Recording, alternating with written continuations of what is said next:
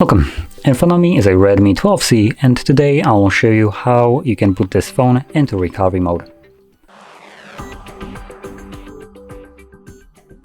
Now to get started, hold power key and volume up, and then select power off. And once the device turns off, you have to hold power key and volume up again.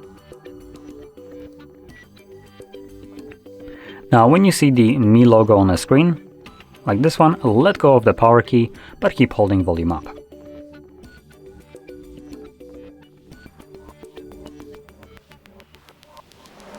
And there we are.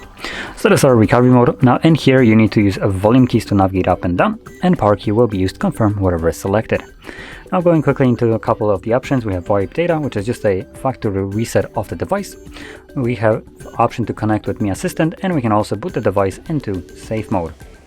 So that's basically all we have, so I'm going to stick with the first option, which is already selected, confirm it with power key, that once more, and this will just simply take me back to Android.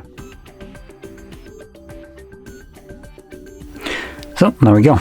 Now, if you found this very helpful, don't forget to hit like, subscribe, and thanks for watching.